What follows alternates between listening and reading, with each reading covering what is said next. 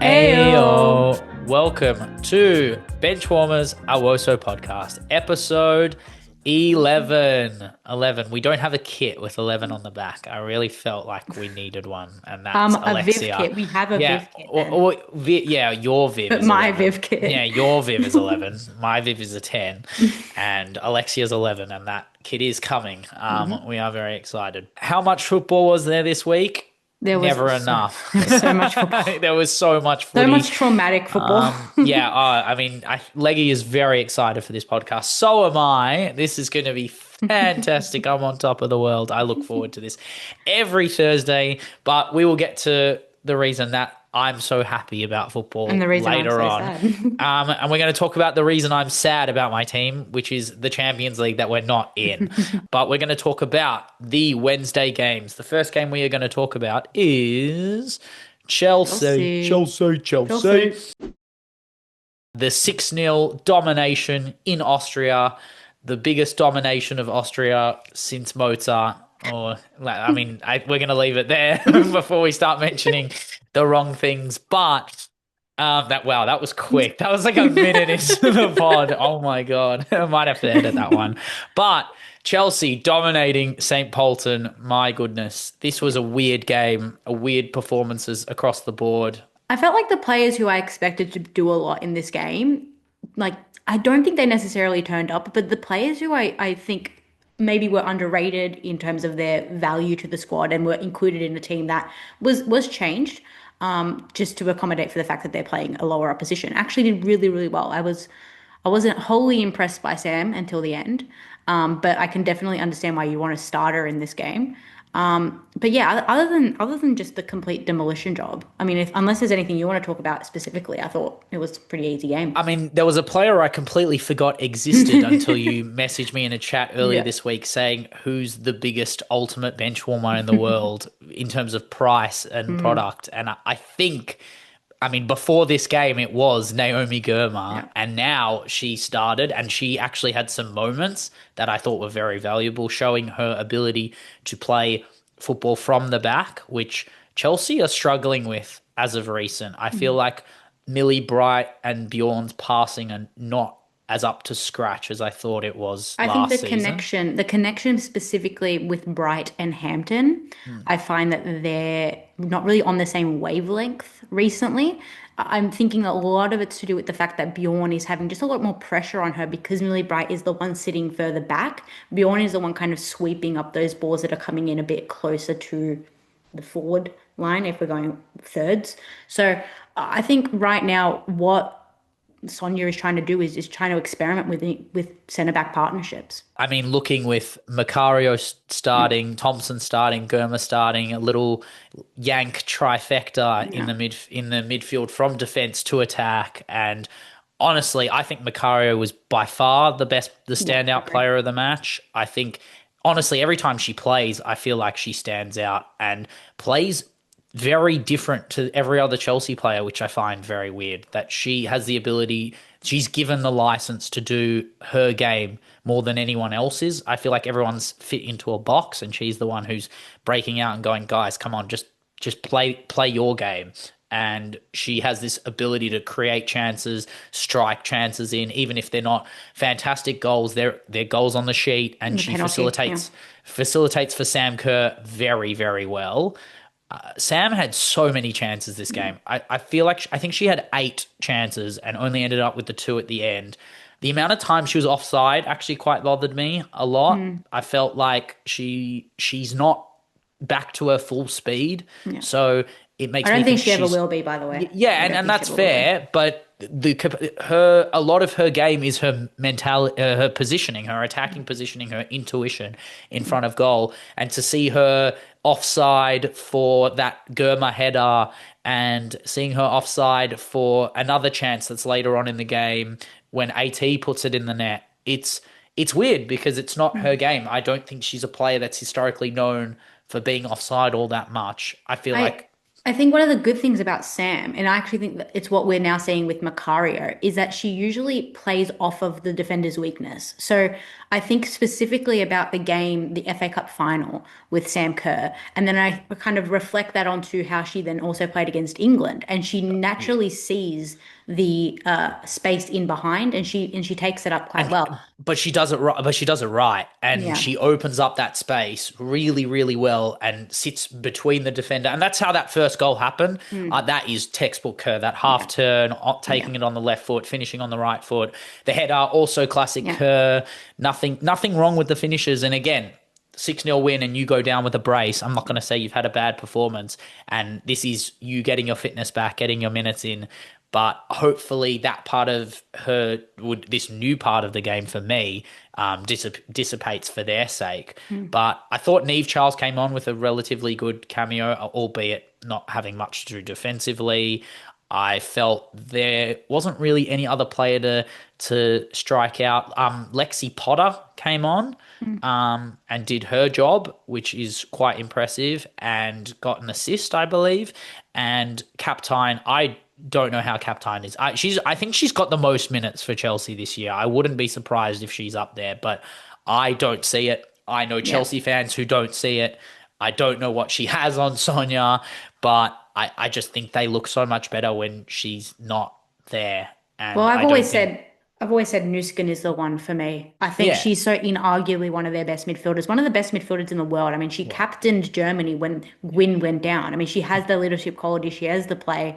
I think her progressive ball distribution is fantastic, but I also think she covers and shields very well as well. So I aerial think ability as well. I think it must be injury at this point. It Yes, must I be. surely their midfield three, if done correctly, is Erin, Co, and Macario. Mm. I think that's probably the main You main wouldn't put central. Macario as nine? I think they want Myra or Sam or Aggie as the answer As up the, there. yeah, They sure. they don't have all three of them to have Macario in the nine, but Macario in the nine is always an option, and it allows those wingers to cut inside and probably gets the best out of JRK in that space. But LJ also back on the field. Lauren James causing menace damage to St. Polten as well for that own goal. Look, she will be a part of the squad. She'll be part of the system. I wonder how many minutes she'll have under her belt before they come up against Barcelona in the Mm. UCL. And I think CO will be back by then so they can play that midfield three of Nuskin, Cuthbert, because they're going to need the legs to outrun this Barcelona trio. Actually, I don't know if it'll be trio by then because Well, I mean, it's a new trio now. But yeah, Chelsea dominate in Austria. I Yeah. think that's all we really need to say. Kang Wan, Lyon, showing Janu levels to Yeah. BFL, the actual levels, because they are definitely in the driver's seat. See you in Lisbon, really. They are that Really? level good. I think the way they rotate, they are setting up for this UCL in a Mm. way, like having Marie Antoinette Katoto on the bench to come on and finish off a game for you makes me just think that the load is spread so well that they're not looking to make mistakes. They're Mm. not even have to defend in certain aspects. They kept VFL in their half for the better half of an hour. I think the first 45 minutes, every single key moment of the game was in VFL's defensive half. But we have to talk about the queen of the UCLW because she stole the show. Ada Hegerberg, a brace, won a rebound off a Lindsay Heaps free kick because somehow after we complained about WOSO not having any dead balls, we've now entered this era of football where just free kicks are going top bins every time and we have to score off them, which is great. But Stina Johannes makes a great save, but Ada finishes it off.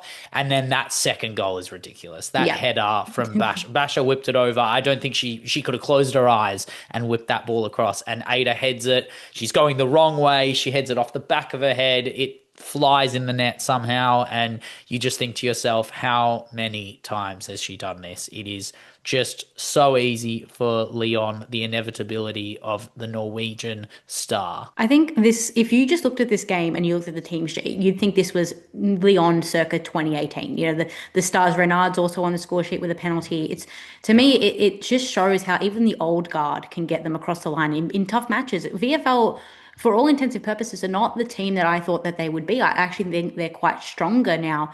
And I think they just were really just outclassed and they were completely out of their depth, especially in the first like 30 minutes. You know, two Oof. goals conceded in a matter of 5 minutes is rough. Yeah, and it wasn't like it couldn't have been more. Albert hit the bar Yeah. twice in the first half. You had the penalty when Renard snuck it in. It was very lucky, but that is a 100th Incredible. UCLW appearance, which is, the first player to get to 100.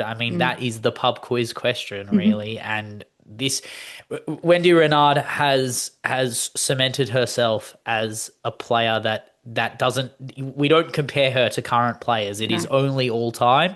And the question in the UCL specifically is who is the centre half next to Wendie Renard. There's no replacing her Yeah. until anyone gets anywhere near her record, her trophy cabinet, and then her actual ability in football, her defensive ability, her passing ability. Oh my God, some of the passes she's making in her 100th game to set Yula Brand away and put things in place. She's just a general. She's a serious Rolls Royce. Both feet. Her header is just a joke. I don't know how many goals she's got, but it must be a ridiculous amount between the headers and the penalties.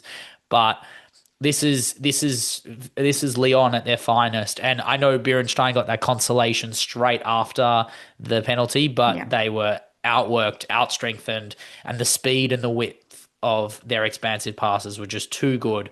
And no offense to Janu Levels, Camilla Kuva, Zakai, they're youngsters, right? You're 20 years old. This is when you get shown levels by 30-year-olds who are still primed. That we kind of look at like 25, 26, 27 as a prime. These guys are a lot of them are above that age, but they're still fully fresh and fit to go and looking. They're not looking for a domestic treble, these guys. They're definitely No. not. I feel like, even they have, I believe, three players as the top rated in the UCL so far.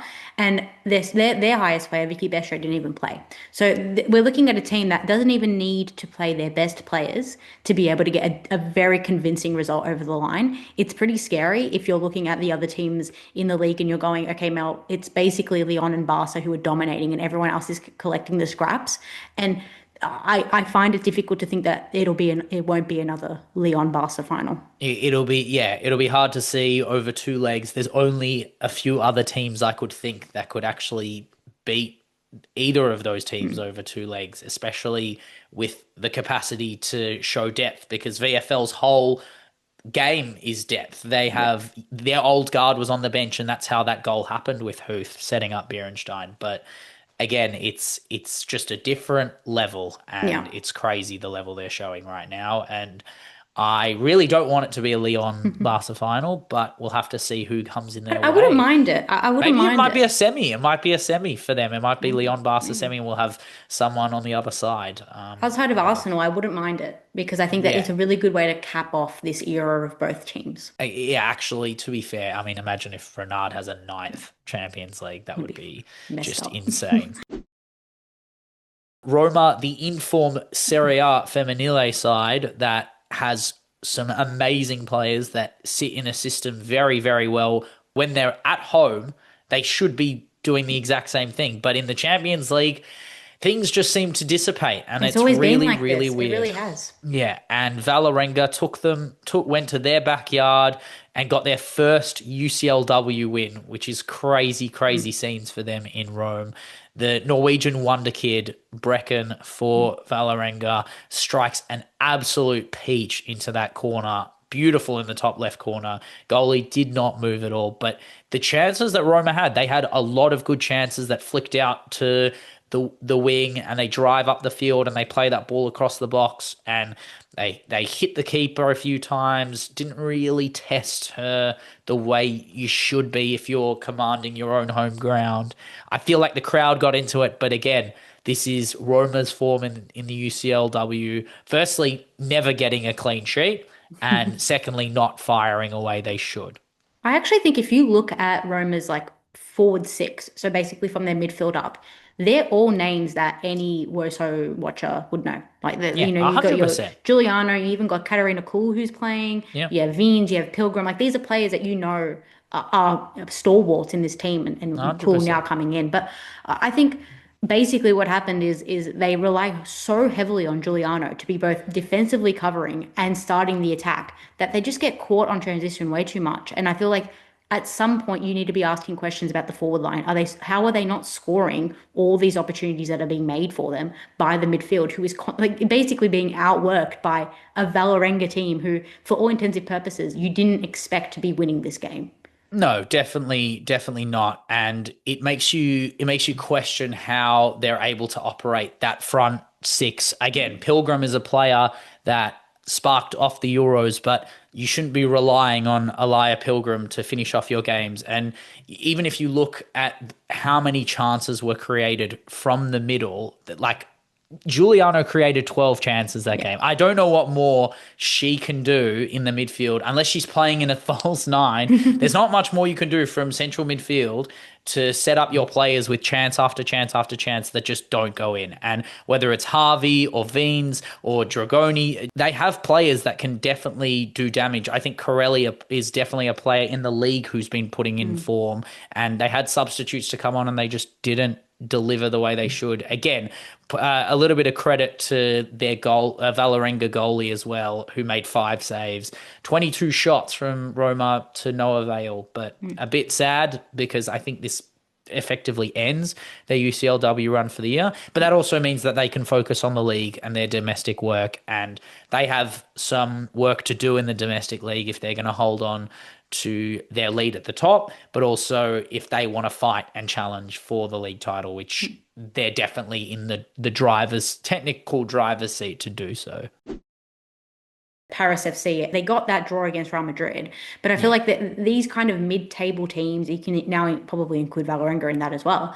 I think they're the ones that are the disruptors to the teams that potentially will be looking to finish a bit higher up and to face these teams later on. As we know, it's a quite like the league phase now means that you're getting more teams involved and you're getting a much more competitive final 12 teams, right? So I think, Real Madrid is a team to me that I would probably put in that probably like the top 6 right now in the UWCL. And the fact that they didn't get a result against Paris, knowing that there's 7 consecutive wins in the Liga F is a bit concerning for me. But I don't know. I didn't necessarily love the way that they played against this Paris team. I think that they underestimated just how much firepower they have on attack. And I think they underestimated the fact that Paris was going to try and get a result against this team. Now, I was actually surprised at the way you described it because you said Paris FC got a draw when the reality was that they threw it away at the end of the game. This is. I mean, if you ask me, if the first thing we have to talk about with this game is the absolute rubbish that happened at the end of it. The 97th minute, there was 6 minutes out of time, and the goal was scored at 97:48. I think it was like 98. 98. 98. What are we actually doing? Yeah. That's ridiculous, and I think that shouldn't have happened. But there were so many moments for Real Madrid to take control of this game. And another day, this game is 3-4-1. That's the good thing. And the reason this new format is great is so these games can happen and Real Madrid suffer little to no consequences as a team that is on form, done the job in earlier games in the UCL.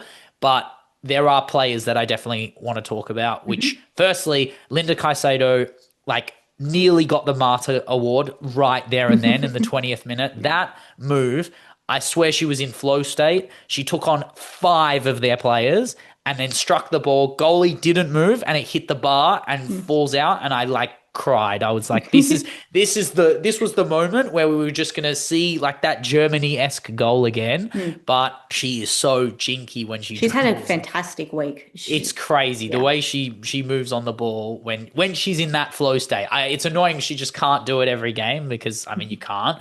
But when she's in that state, it's just amazing to watch.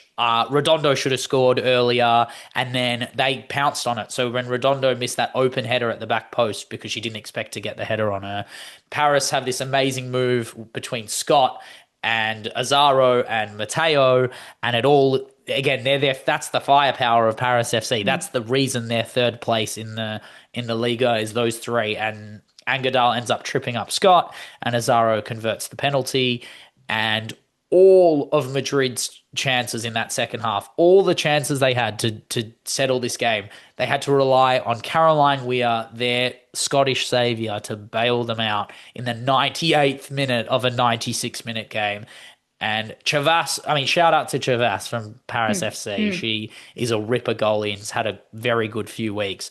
But my God, that was so unlucky when Weir hits that hit and hope, low and hard, and she gets a hand to it and just bobbles past, and it's depressing because the ref blows the whistle. Shout out Paris FC for fighting all the way. Koroshek also in midfield. Shout out to Koroshek because she had a goal. I think she had a goal line clearance last week and then has come into this week and bossed that Madrid midfield. Like showed them physical levels, showed them technical levels. I think she's a good player. I don't know if she's on a big contract or anything, but she could definitely get a move. The physicality she has, she could play in a Bundesliga or a WSL if anyone was looking for that box crusher like six. And we're in a world of scarce sixes, like Yeah, true. this is the kind of player that definitely gets looked at, especially in European internationals. But Well, I see her move. I mean, it's a bit of a spoiler for one of my takes later on, but I see her potentially moving to a Bayern in place of someone like Stanway, who I believe will be moving on. So yeah, that will be I mean, all those interesting contracts that are ending next year will force some ridiculously viral moments of Leggy telling me that all these players are going to Arsenal. they're all coming to us. Yeah, they're all coming home. Do you want the Arsenal? No, we don't. It's actually perfect timing to talk about do you want the Arsenal, because, I mean, sometimes you want the Arsenal, but sometimes you just have to just stay humble. And today we're going to talk about what I thought couldn't be topped after Saturday was, I mean, a depression that we'll get to later on. But this is a different kind of depression because we're going to be talking about an Aufholen, which for any German fans out there, you know what it is. But basically, it's German for remontada, which is Spanish for comeback. The worst C3PO impression of all time just then. But I'm doing all the languages. But Arsenal get remontaded by Bayern 2-0 up to 3-2 Bayern at home in Germany. Leggy, I have to ask you the question. So at halftime, Fox headers the goal early, sets the tone on that right side. Stina hits the post. Mariona scores that goal off that post. And there's that shot at the edge of the box. And then Stina has another chance when McCabe does it. And you're all over them. And you go into halftime, you're 2-0 up. Tell me how you're feeling. I'm not even joking. I felt more confident that we would win this game over a game against Leicester, a game against Villa, a game against West Ham. For me, this was a training drill. I'm talking to you. I'm texting you in the morning, and I'm like, this is training. This is easy. Have Bayern even showed up? Well, They showed up. They only showed up in one of the 45, and we only showed up in the other 45. So you're saying it's a game of two halves? It's a complete game of two halves. It is so Arsenal. We do this all the time. It's like the perfect way to round off an incredibly traumatic week for Arsenal fans is for Arsenal to do this crap, just to pull this shit. It's just incredible what we did in the last 45. It was beautiful. I mean, well, actually, I'm going to give you a little bit more credit than Thank you. I appreciate it. Because I have nothing good to say. because I'm going to say the first 10 of the second half weren't bad. And I think it was then, more of an I mean, and then there was a moment that I felt like the game turned, and we're going to talk about in the 55th minute where Damjanovic, I think she's fully fit, but I think she got injured in that game. Well, she looked mental in that game. Yeah, she was. Wanted to take out everyone. I mean, her role. I mean, that is her role. Damjanovic's role is similar to when Stina comes on in an Arsenal game, not when she starts, but she plays that aggressive disruptor role. Yeah. And Damjanovic is definitely the least technical player out of that Bayern front six, but she definitely forces the issue, forces the rivalry, and she plays that role really well. But she came off in the 55th minute for who I'm going to consider the greatest Tottenham Hotspur fan of all time in Pernille Harder. She comes on, and all I think to myself is, this girl hates you so much. She hates Arsenal more than I hate Arsenal. And that is hilarious. I feel like so you have the like the background lore of her Yeah. being a part of a Chelsea team that, Yes. for all intensive purposes is the one that dethroned Arsenal as Yes. the big hegemons of the WSL. Yeah. And then you have the fact that she wins the first leg against us last year, right? She has a fantastic brace, a great Oh, performance. yeah. And then we come back on the home leg and beat them in the last minute, right? Fantastic, beautiful scenes. Yeah. And then we win the Champions League Yes, before you she did. does. Yes. So, I mean, this is just compounding anger that she's built up Yeah. towards us. And honestly, you think it's Damjanovic. I actually think it's the Leah Schuler sub that Oh, actually yes. allows the space for Pernille Harder to move and kind of roam around those centre backs and cause a bit of havoc. And it actually opens up a lot of space because our centre backs are too concerned with Pernille Harder's box crashing and late runs to think about the flanks, to think about the cutback. But no, I knew when Pernille Harder was going to come on. I said to my dad, actually, we were watching it together, and I said, I'm scared because I know exactly what she's going to do when she comes on. She's going to have an immediate impact, and she did. So the thing that bothered me is I Mm, felt like the coach, the Bayern Munich's coach, mm, Jose Barcala, basically had decided before Rene that I'm going to shape the way this second half mm. turns, Yeah. and they had made 3 subs by the time you'd made one. So Mm, you're talking about that sub where Schuler comes off, Dahlmann came off as well. So the speed, the experience was off, and then they brought on Alara and Caruso, the youth, the speed, the aggression, the fight, basically. And yeah. you had only subbed off Caitlin Ford for Frida Martin. That was the only was I think that was the only sub. Oh, and you had Kelly on for Stina as well. So I think you were playing kind of Marnham as that second striker Yeah. role, and then Kelly moved, and you swapped the wings a little bit, and ultimately it took them 6 minutes from the time that Schuler was off the field to target Mariona in that center, and that was the part that I was most shocked by is that their press was based on any time that Mariona had her back to the goal. They bounced off her first touch. They found the moment that Mariona made the worst first touch I've ever seen her make in her entire career. And then the tackle was on. Harder gets the ball. Tanikawa gets the ball. Clara Bull gets the ball. We'll talk about Clara Bull in a second. And the break works perfectly. Bull finds Olara 1v1, and the comeback was on. As soon as it was 2-1, the question had been answered and the momentum had shifted because Georgia Stanway comes into the game in that 60 to 70 minute patch. She's taking on players. I've never seen Georgia Stanway with such venom in her ability to dribble the ball. I feel like she likes hanging around the edge of the box, taking little touches. She was flying at a speed I've never seen her run before. And there's clips of I'm watching clips of Alessia taking shots and Marnham taking shots. You guys don't look fully fit. You guys look tired in that 60 to 70 minute patch. And I'm thinking maybe you went all guns blazing first half and they weren't, and they were trying to conserve. But the reality is they came out with a second wind, and then there's this moment that effectively lets them in properly, which is when Alessia takes on 3 players and flicks it across to Frida Marnham, and Pedersen deals with it very well. But the problem is that Marnham, who I love Frida Marnham. She's my favorite Arsenal player. You have to wait. You have to wait, Pedersen, when you're in the box. When that ball comes across the goal, you've got to work as hard as you can to make sure that attack doesn't continue. Either you foul Pedersen or you get your foot on it at all costs. And I I agree. understand Frida's not a natural 9. I get that. But you've got to do your job to make sure that attack doesn't continue because Pedersen dealt with you, kept the attack going, gets the ball to Clara Bull because Clara Bull is the player you get the ball to. And from 75 to 90, Clara Bull went on her demon time again. We talked about it last week. The TikTok is viral. We know, everyone knows how good Clara Bull is now because of us and because of her as well, but because of us. And she takes the ball, carries the ball up, like you see Elise and like in the eyes of every single historical Bayern figure who's done it, Ribéry, Robben, bloody any single German legend of all time, the Great Dane who hates North London, gets the ball from Clara Bull and fires that postage stamp of a strike into the top left corner. I didn't think it was going in. I was I so did. confused, I did. but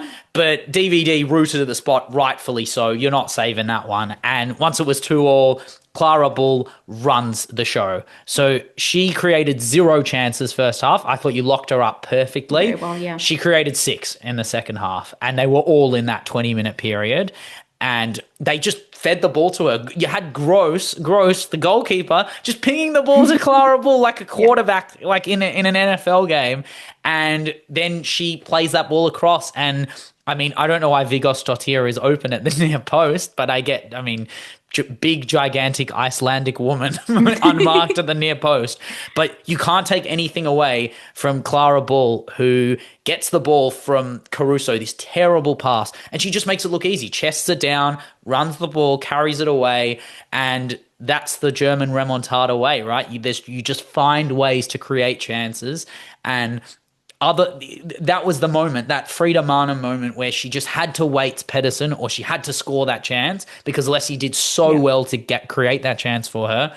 You just have to feel bad at the end of the game. You have to think, those are the little, and I know in that moment you can't really just target. No, you're so right. But that's the one she's going to look back on and think, oh, should I have just waited her? Should I have just put the energy on her? And then we can go back about 25, 30 steps and set up for our defence so we can hold them off and grab a 2-1 win, instead of letting Peniel get the goal, 2-2, and then setting up for... I don't know. I don't think you knew whether you were going to draw the game, whether you wanted 2-2 or whether you wanted 3-2.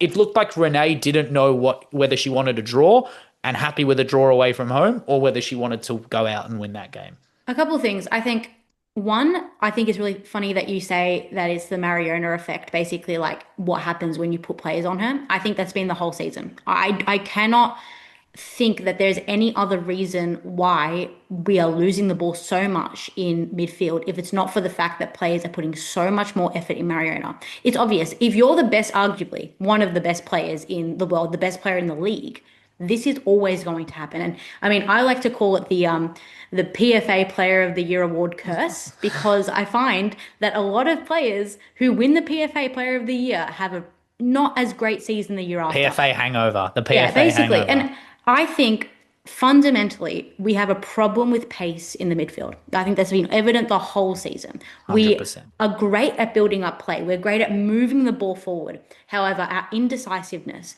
our basically lack of critical thinking skills when it comes to creating more chances, because in the first half, what I loved was the fact that we created about 7 chances completely different. Like, we had balls being whipped in, we had connections, 1-2s, we had direct press that actually forced Bayern, particularly Kett and Pedersen, who did not have a good first half, because that right side, we were absolutely killing them. And that's how we get the first half, with the press and the run by Fox.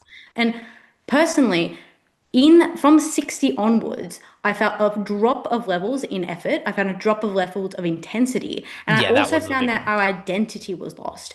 Bayern stamped a different identity from the one that they started with. The one that they started with was a pathetic energy, basically. They were really conceited. They looked similar to how they did against Barcelona in the 7 or 8-0. I forgot what it was now. The 7-1. Yeah, the 7-1, which is incredible. But they looked like that team. And what we didn't do, which Barcelona did do, was basically stop any momentum that Bayern picked up. Bayern picked up a bit of momentum on when the 45, so in the second 45 of the Barcelona game. And what Barcelona did was like, okay, you can have a goal, chill. We're going to score another 4 on you. That's basically 100%. What they did. We didn't do that. We didn't capitalize. We had very little effort coming on. And our finishers, our super subs, they're not the players that need to go on when we are 2-0 up. And this is the problem that I identified earlier in the season. What happens when we do not have another 6 or another 8 off the bench? What happens is that we're putting on wingers and flank players for the sake of it, and Kyra Cooney-Cross that looked completely out of her depth and was, to me, one of the reasons why that third goal went in. Her covering, her running, her watching of the ball without actually realising a player's behind her is the reason we and that midfield looked completely misjointed in transition. And she's forced to play in a 6 when she's not a 6. She's just not a 6. So you're just punching square pegs in round holes. There were many 6s out there in the market. They're not out there anymore, right? So the Sydney Lohman was there. That was the option. If Arsenal went in for Sydney Lohman when City was going in for her, who are you going to go to? European champions or teams that aren't in the Champions Yeah, League? Like exactly. it's not like you're not spoiled for choice. You are European champions. You have the right and the money to sign who you need, and you've signed Olivia Smith when you have four wingers who are all doing the job, albeit different ways, and Olivia Smith offers another way to do it. But her sub coming on was pretty minimal. I don't remember her doing excessively Well, much what when we're she came getting on. from these subs is basically this perceived and like put on mask of impact, right? So Chloe Kelly comes on and she has an idea of what her job is, but the game is not actually centered around that type of football. We're not open the same way it was in the first half. We're not pressing the same way. So her impact is minimal. So we've pushed Alessia forward. We're putting Frida in that 10. But what happens is that we're not getting it wide enough. And when we do get it wide enough, we're actually not wide. When we do get it wide, we're not wide enough. No, So because we're playing 100%. so many connections, we get narrower and narrower, and the space condenses, and we lose the ball, and then we're killed on transition by. And I will say this easily: we lost today because of Clara Bull and the subs. If it Oh, were just no Clara question. Bull, I would be fine because Yeah. I've said that before. But you had Clara, you had just Clara Ball. That was the yeah. first half. You sorted her out. Fox sorted her out. Mead was there for cover.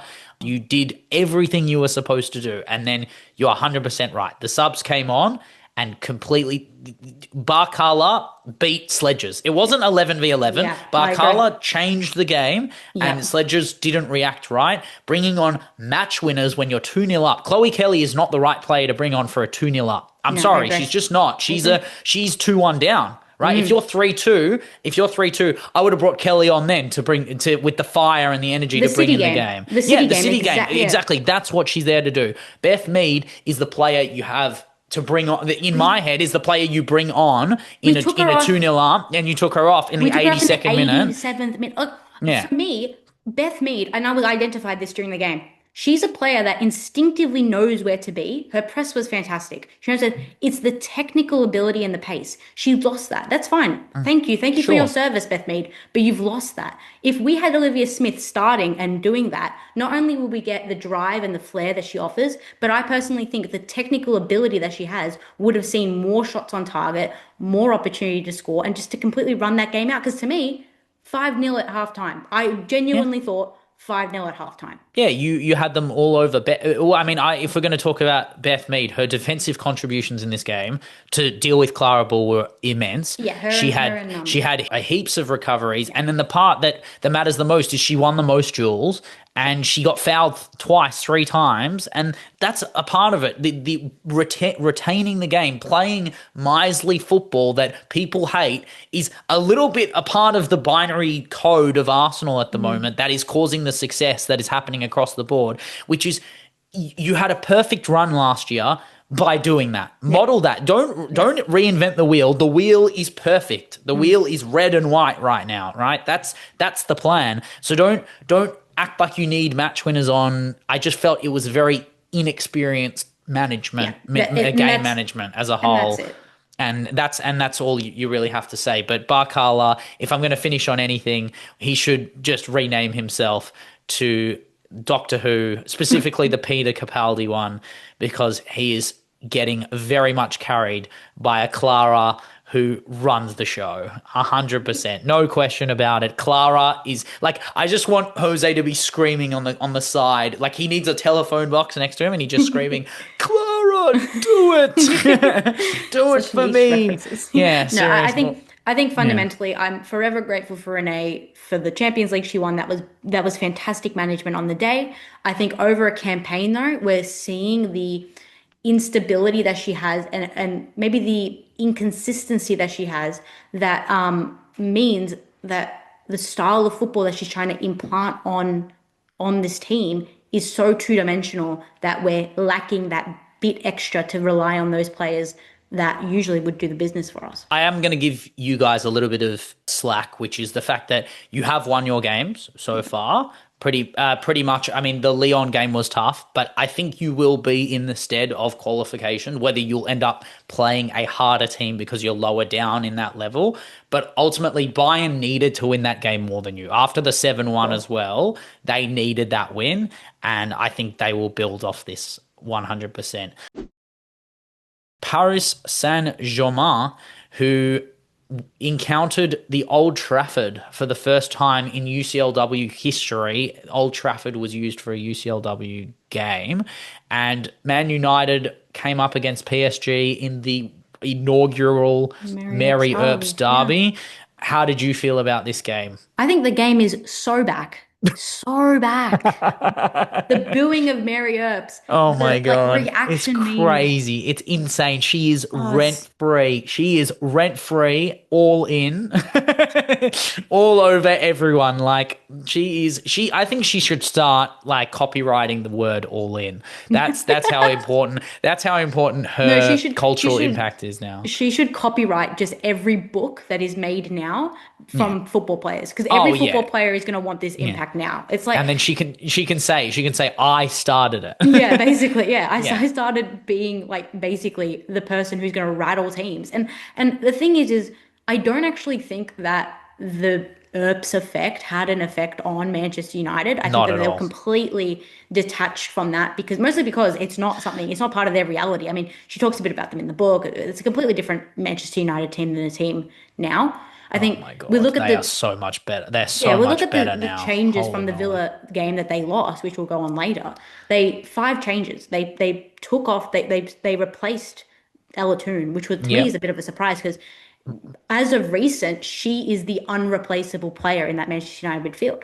Yeah. I don't Turland, know if you she saw comments on yeah. the lineup before the match when they had Madison Patel and Tooney, Mm, Madison Patel starting and Tooney off the field. The mm. comments in the United box. Not that they're rent free in my head or Are you anything. looking at Yeah. Manchester Well, I mean, United no. comments, Ben? It came up on my Twitter Yeah, because okay. Patel got a lot of love, and we'll talk Yeah. about her later. But they were fuming, right? Mm. Fuming that Tooney's not There starting. is Fair no enough. reality. There is no reality in a Manchester United fan's brain that doesn't include Alatoon. And I genuinely believe that.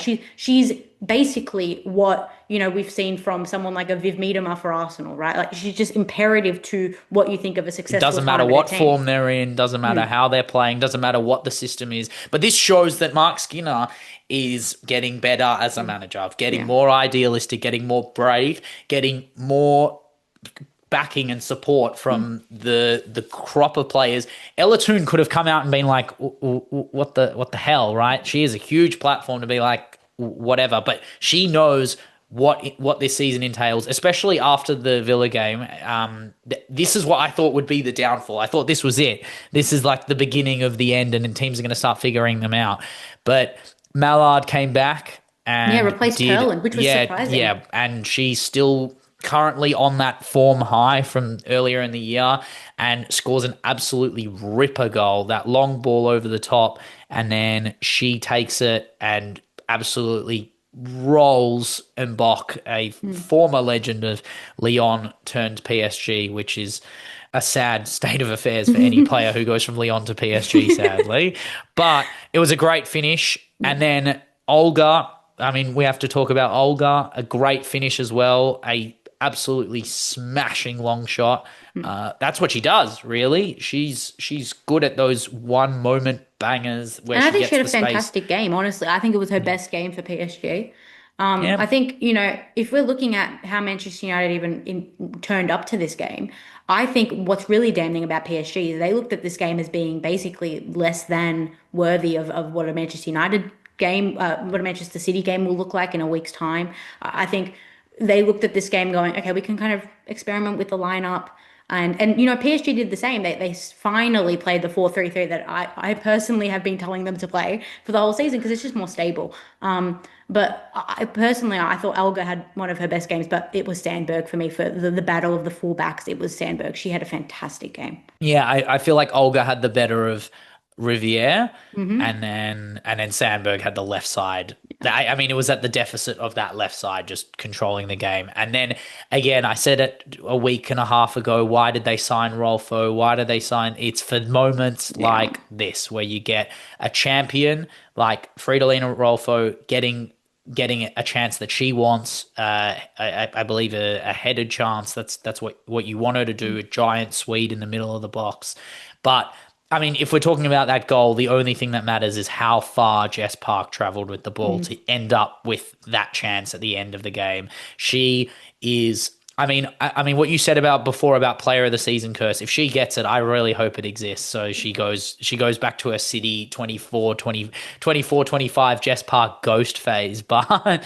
my God, she in a United kit, she is absolutely tearing it up. Gets all the license, all the freedom to drive around where she wants and occupy the channels of space where she can do maximum damage. And it doesn't matter where, it doesn't matter what competition. She's used to it. She's played in the Champions League before. It's not new to her.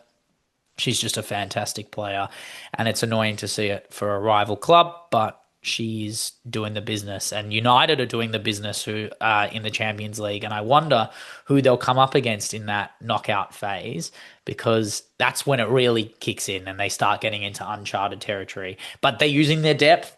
Fallon Tullis-Joyce not playing this game. Patel I'm making sorry, I the just have to laugh at that.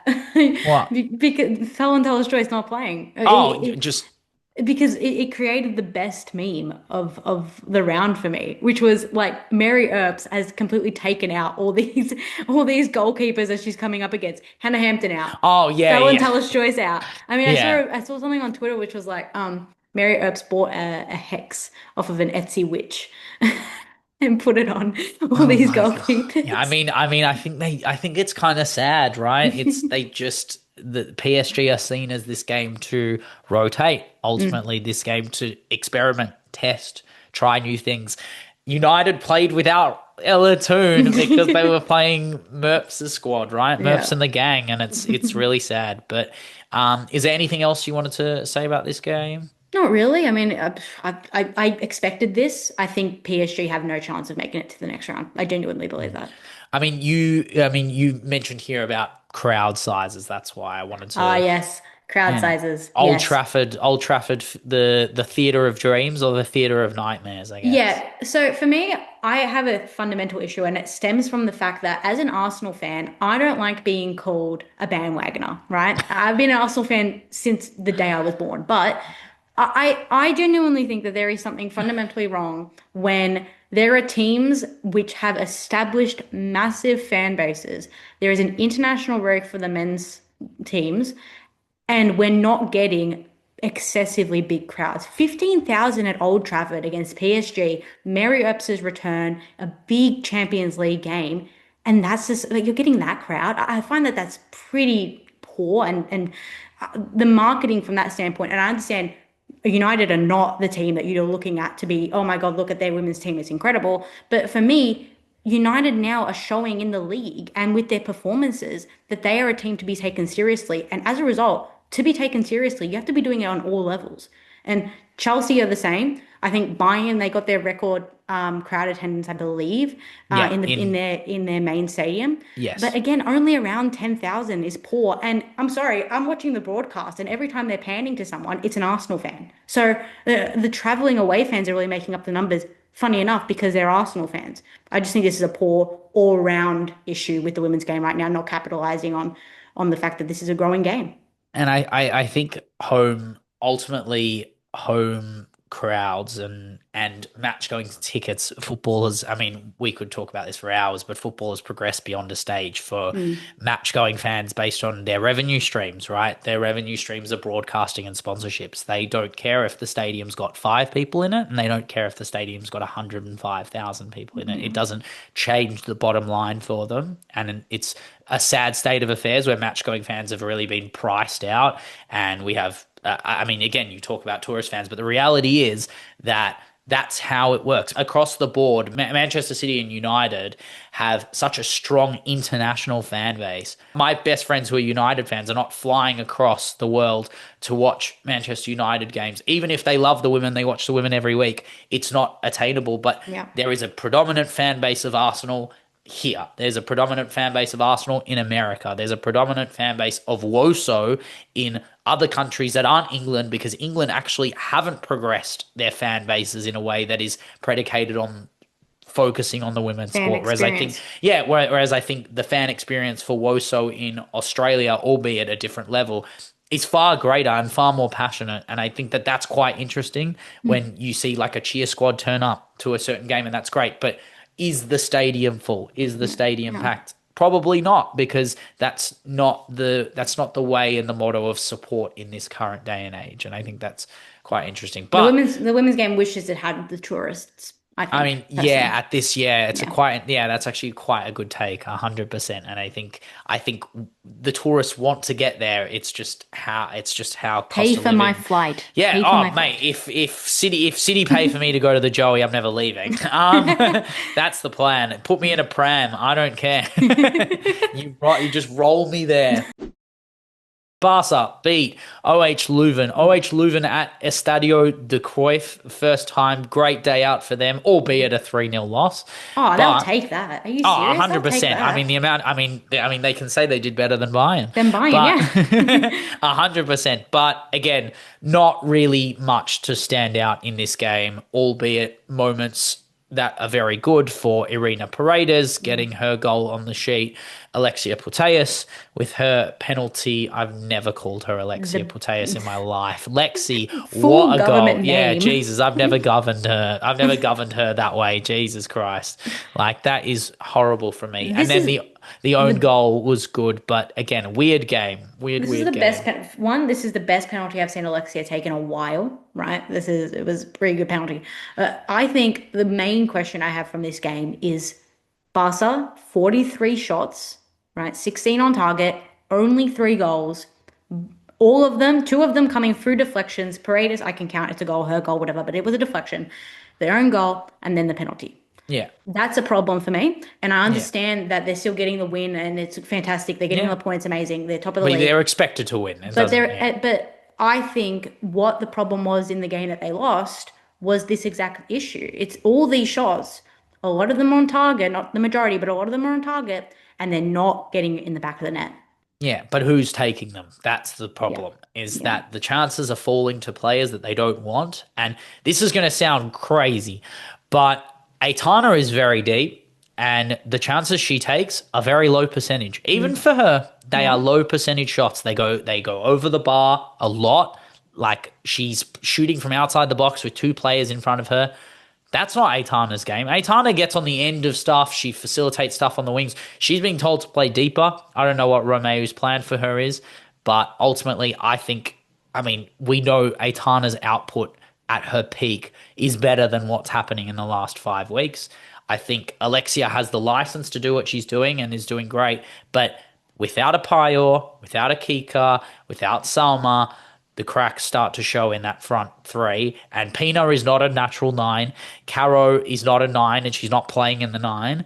And Vicky Lopez, albeit my player of the match, my God, she's just one of the best players to watch in the world, is trying to facilitate. She's not taking those crazy shots on, and it just sets this precedent of who are they don't actually know who the chances are falling to. And in my head, Caro is historically, I mean, other than that 23-24 season, is historically quite a wasteful winger, takes low percentage chances on that are higher percentage for her. But there's no player I'd play that ball ahead of, and like in that front three. Pina likes it on the edge of the box. Vicky's a facilitator. Caro likes that cut inside. No one's standing in the 6-yard box to take strikes all the way into the goal. And it's a late run from Lexi or a late run from Aitana that's going to actually get them their high percentage chances. So I feel like even their goals were relatively low percentage. That set piece for Paredes, the header at the back post, that's an amazing move. But how many times does that work out in a season? Probably twice.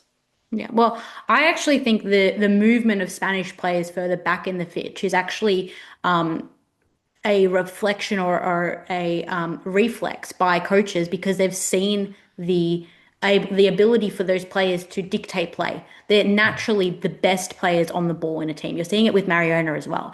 I think coaches instinctively want possession in the midfield in this new way that I think is post 2023. Women's football was never like this. It was never possession based in midfield. So Aitana now, because Patrick's not there, is having to push a bit further back.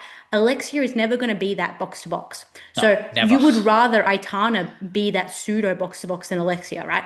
I think what this entails is basically Aitana needs to adapt. Aitana needs to, in some respects, mature her game, right? I think her defensive efforts need to get a bit better. I think her touch was a bit off. It has been a bit off. And there's games, and I think you can say this as well.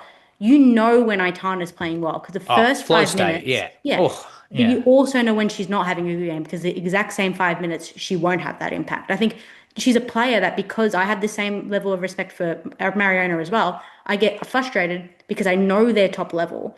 And when they're not hitting that top level, Yeah. it has damaging effects for the rest of the Yeah, a team. 7 out of 10 for Aitana or Mariona Mm. is question, Yeah, right? It's a basically. question, and Yeah. that's the sad pedestal we put these players on. Yeah. That's how good they are. But the reality is, when Aitana does something little and good, and it sets up something else, and it's great, but that's not the level I've held her. This is a 3-time Ballon d'Or winner. You expect more from her. And that's not a criticism in any way. This is a player who definitely expects more from herself because Mm. like however like harsh you may think we are being on her, she's definitely harsher on herself. And that's probably her best quality is that her mentality to be able to constantly improve her game. Everyone will be like, "Oh, Aitana needs to be in the 8." She'll be like, "Nah, I'm going to be a 6 this year and I'm going to do it and I'm going to prove you all wrong." And that's what she does best. And I think like when she's holding that second place medal and she looks dead in the camera and she's like, watch me this year. And I Yeah. think her moments will come. You know whose moments won't come? Their rivals in the Liga F, because I think they might get knocked out of the UCL at this point. Wow. But Atletico getting Mm. downed by an out of form Juventus, crazy scenes. I Yeah. thought, like again, another away day miracle for these teams. But ultimately, Atleti good in the first half. I would say Yeah, very. relatively. Yeah, I thought that they had a great first half, honestly. Yeah, they did. They did definitely did their job. I mean, but again, Juve finding ways to get back in the game, not through Girelli, which is crazy. Is Girelli just a geriatric decoy? Oh no, Nah, but it was another, if you want to call her a geriatric, I would call her now ostensibly Bonacea. a legend at Juve, Bonacea, yeah, easily. Yeah. I mean, Oh, she's she good. goes underrated, I feel. I Yeah. feel like she is underrated in that team because Juve because of Girelli, because of some of the other players who have come and gone. But Bonacea is a player that just stands up. And I think Juve have put on the best Italian performance that we've seen in the whole Champions League season thus far. This is This a perfect example of how Italian football works and works well. You catch them when the team least expects to be caught, and you break them, like physically and mentally, you just break them, and then you drop back and you drop deep and you make it difficult. Yeah, and this is the questions we kept asking about Atleti last week. We said Yep. you can style on Spanish witches hats in the Liga F, but when it comes to the big competitions, you are green. You are Yeah. a green side, and you haven't been here before. How many times, how many games does Bonacea and Girelli have in this system? And then for youngsters to learn from that. But that free kick, by the way, by Emma, I can't pronounce her name, but that was Godo. yeah, Godo. Yeah. Is it Well, I Godo? just like Godo because it sounds like Frodo. Yeah, Godo Baggins, but Godo Bagsman, by the way, Oh, yeah, that was a freakish free kick. But yeah. again, year of the dead ball. I swear to God, every single time I see it, I'm like, we jinxed it. We fully jinxed it. But again, this is a moment for Juve to. This could be the rejuvenation moment. This is a big win. This is an upset win away from home. Take this back home Yeah. and do the business in the league because I mean we'll get to the Serie A eventually, but you're not the level of Juve that we know you to be and have been in the last what two, three, Three seasons. 4 seasons. Yeah. Like this is a ripper team with still ripper players who just need to squeeze one more league out of them before they retire. I think that kind of covers the Champions League. I mean, do we forget anyone? Just Benfica and Twente, they drew, and that True. was an interesting game because it was Jill Roord was just fantastic. I have Yeah. to mention that There you she go. did her job in midfield and created a few chances. She didn't end up in the GA categories, but you can tell when someone's the best player on the pitch by a mile, and she did a great job. And I like it's kind of that Giuliano performance. It's like Mm. you run the show without running the show that way. We are on Instagram. We are on Spotify. We are on YouTube. Our YouTube is doing now full audio and video podcasts combined. So if you want to see our beautiful faces and our beautiful kits and our beautiful memes, like this is the place to go on YouTube. But we all know you're actually here for the TikTok. And I mean, the Spotify is great, but you're all here for our rage bait. Well, not really rage bait. We don't rage bait at all. No, we don't do it enough. We have to do it more. We should do it more, but we're kind of just set in our ways and we just believe how we believe and don't really like change our way for the bait. I feel like we're pretty honest, and that's why we love chatting football and always will, and we'll do it every week. Every week. Yeah. Thank you guys. Rate us 5 stars, and we will catch you on the next one. Adios.